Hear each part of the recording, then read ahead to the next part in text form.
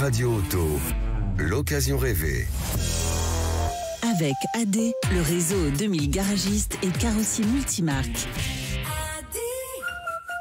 Chaque samedi, Sud Radio et ses partenaires de Mobility TV essayent pour vous un véhicule sur le marché de l'occasion. Dans un instant, nos 3 spécialistes essaieront pour vous la Honda Civic d'occasion. Vaut-elle le coup? Ils vous le diront. Mais avant ça, faisons un point sur le marché des voitures reconditionnées avec notre invitée Marie Laloy. Bonjour à vous. Bonjour. Directrice marketing et services d'Aramis Auto. Alors, on parle de voitures d'occasion et de voitures reconditionnées. C'est quoi la différence entre les deux? Point définition. Qu'est-ce qu'une voiture reconditionnée? Alors, une voiture reconditionnée, c'est une voiture sur laquelle on a eu à la fois une expertise complète du véhicule, mécanique et carrosserie, et sur lequel on a opéré des réparations, des changements de pièces pour rendre au véhicule toute sa splendeur. Et donc, elle est comme neuve. Et c'est la spécialité d'Aramis Auto, justement. Ce qui nous amène à cette question. Qu'est-ce que ça coûte? Combien ça coûte une voiture reconditionnée en ce moment? Et quels sont les véhicules qui partent le plus? Alors, prenons l'exemple d'Aramis Auto, puisque c'est le vôtre. Alors, une voiture d'occasion reconditionnée, c'est une voiture qui est au prix de l'occasion, donc au prix du marché de l'occasion, et qui, par ailleurs, est garantie 1 an chez nous, sans frais d'entretien. Les voitures qui sont les plus recherchées sont les voitures traditionnellement citadines, 208 Clio, et puis SUV compacts et moins compacts du type 2008, 3008. Et en ce moment, on a un engouement particulier sur les hybrides et les électriques. Alors depuis la crise des carburants, la pénurie des carburants, il y a eu une augmentation des recherches sur notre site qui ont été de l'ordre de x3 sur l'électrique et l'hybride. Et ça, c'est important justement parce que l'électrique et l'hybride sont les modèles en gros qui tirent le marché vers le haut chez Aramis Auto. On est d'accord? C'est vrai sur tout le marché, c'est vrai sur le marché du véhicule neuf comme le marché du véhicule d'occasion. Et donc on voit vraiment un changement de recherche de nos clients quand on a ces épisodes de crise liés au carburant. C'était vrai aussi en mars quand il y a eu une augmentation des prix du carburant liés au début de la guerre en Ukraine. Et avec la pénurie des carburants, on a vraiment eu un engouement sur les recherches autour de ces nouveaux carburants. Et c'est un engouement qui retombe en fait 2-3 semaines après, de manière générale. Donc ce qu'on voit chez nos clients, c'est qu'ils se renseignent beaucoup sur l'électrique, sur l'hybride, et puis qu'ils se rabattent ensuite encore aujourd'hui sur l'essence et sur le diesel. Merci pour cet éclairage Marie Laloy, directrice marketing et services d'Aramis Auto. Comme je le disais, nous essayons aujourd'hui pour vous la Honda Civic sur le marché de l'occasion avec nos 3 spécialistes. Berislav Kovacevic, bonjour à vous.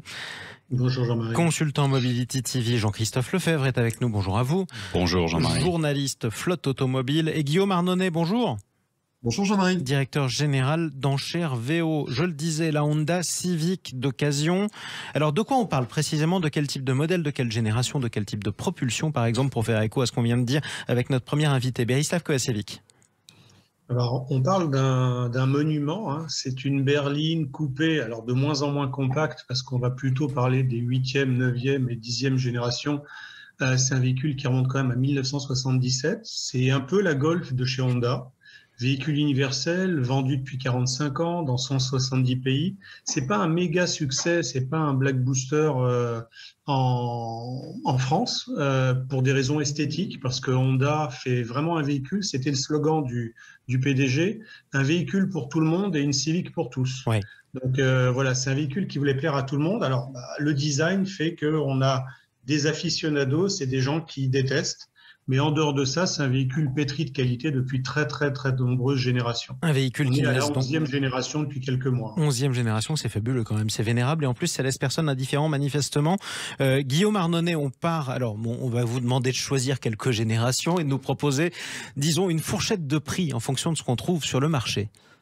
Bon, alors on va rester modeste, on va partir de la 8e génération, parce qu'effectivement, avec les premiers modèles dans les années 70, il y a eu énormément de générations tous les ans. Donc là, on en est à la 11e. On trouve essentiellement aujourd'hui les 8e, 9e et 10e générations.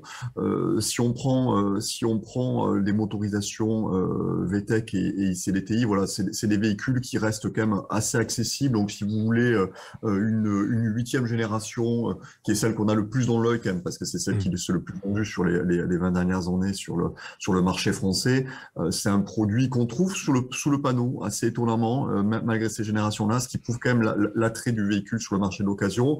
C'est un véhicule qui se trouve à moins de 9 000 € avec 100 000 km. Voilà, pour vous donner un ordre d'idée. Donc, c'est un véhicule qui reste très accessible, produit de niche, clairement, mais les gens qui cherchent ça savent ceux qui cherchent, et donc il y a vraiment un appétit sur le marché de l'occasion. C'est un petit peu un véhicule d'initié. Voilà. Donc les vrais se reconnaissent entre eux. Voilà, ça, c'est important. Exactement. Et justement, si je suis un initié qui recherche une Honda Civic d'occasion, qui suis-je? C'est quoi mon profil? Jean-Christophe Lefebvre.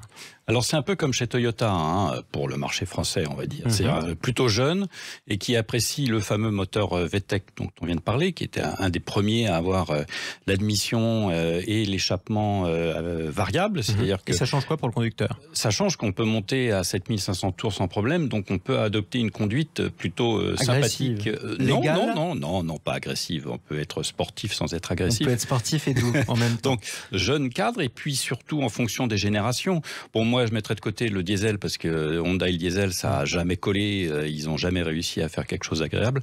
Mais sur ce moteur-là, on est assez jeune. Et puis, depuis peu, il y a du full hybride qui s'avère aussi très intéressant, parce que réellement réellement sobre par rapport à des fausses hybridations.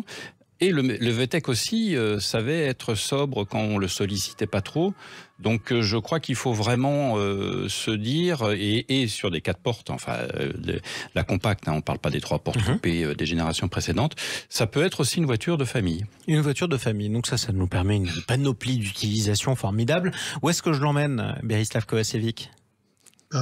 Du fait de son habitabilité et de son grand coffre, il faut savoir aussi qu'Honda avait déposé pendant longtemps un système très astucieux de gestion de la banquette arrière. Ils appelaient ça les sièges magiques.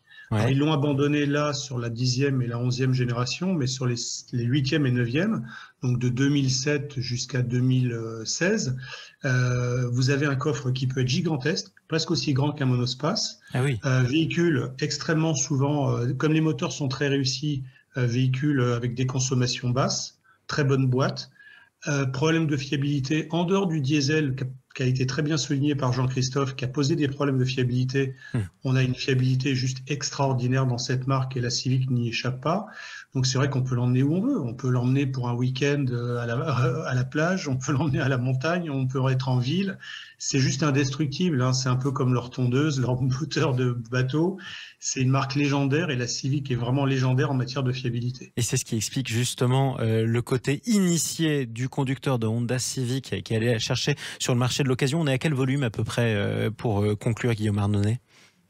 Je crois qu'on y en a un tout petit dizaine de milliers d'annonces, si je ne dis pas de bêtises, sur le marché. Donc voilà, on en trouve, mais c'est pas le véhicule le plus représenté dans le marché local. Et en tout cas, c'est très stable. Ça, c'est important aussi de le souligner. Un dernier mot peut-être sur l'agrément de conduite. Ça, vous l'avez dit, Jean-Christophe? Oui. Peut-être souligner le fait que cette voiture est européenne, pas à ses débuts, mais pour la majorité de sa production, et qu'elle ne le sera plus puisque Honda va fermer son usine à Swindon en Angleterre. Donc ça peut être un argument aussi de se dire je roule dans une voiture européenne avec la qualité japonaise. Pour l'instant, mais je roule provisoirement dans une voiture européenne, si on ne tient pas compte d'ailleurs du Brexit. C'est une chose très importante. Elle est en concurrence avec quel modèle, Berislav? Elle a fort à faire quand même. Le segment des compacts, c'est le segment le plus vendu en Europe. Donc on a l'autre icône de Volkswagen que je me suis permis un peu de citer pour le comparatif, qui est la Golf. On a la Mégane qui est quand même très réussie en France, même si elle vient de passer en 100% électrique, et là aussi c'est une réussite. On a la Peugeot 308. C'est la plus grande des compacts, c'est ce que je disais tout à l'heure, elle est de moins en moins compacte. Donc elle ratisse large, mais elle est sur ce segment qui répond à toutes les demandes. Elle ratisse large sur un marché d'initiés. Merci à tous les trois pour cet essai. Berislav Kovacevic, Jean-Christophe Lefebvre et Guillaume Arnonnet. On vous retrouve samedi prochain sur Sud Radio pour un nouvel essai. Tiens, on essaiera un nom, en tout cas mythique, du marché français, c'est la Renault Scénic.